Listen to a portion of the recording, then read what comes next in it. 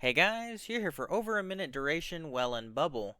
This also slows fall speed and doubles buff and debuff duration, even giving 30-second rifts. The trick here is low FPS. Having high frames per second can give you faster in-air movement speed among other things. But what happens with the opposite?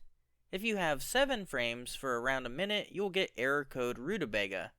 But 10 frames seems to be fine. So the goal is to get your game running at 10 FPS. You can check your frames by going to Settings, Gameplay, and turning on FPS Display. To lower your frames, try running multiple programs on your PC and change your video graphics quality to highest.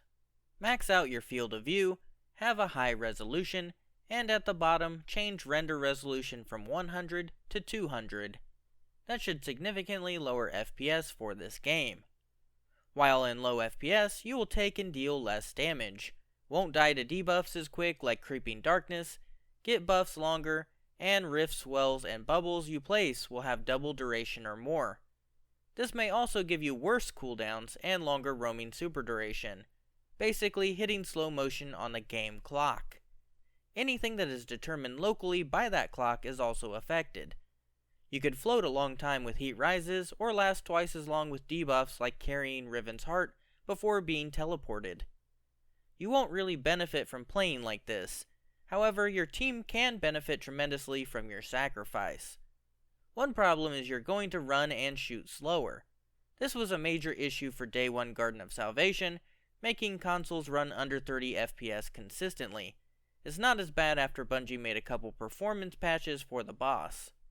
You can sparrow fly easier with 30 FPS because gravity is based on FPS.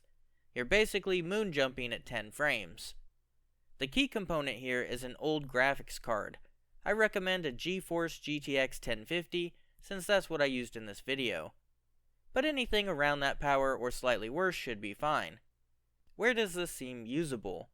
Not in PvP. Low frames will likely get you kicked from matches. Strikes, I don't think there are enough mechanics to worry about. Dungeons can be soloed, so that would leave raids. This can dramatically affect mechanic-based encounters and ensures 5 players benefit. So I would say that's the only use. And possibly not worth it even then. This could make certain raid challenges or low mans easier, it just depends on the application. Special thanks to Mad and Daxim5 for this. Cheese forever, Guardian!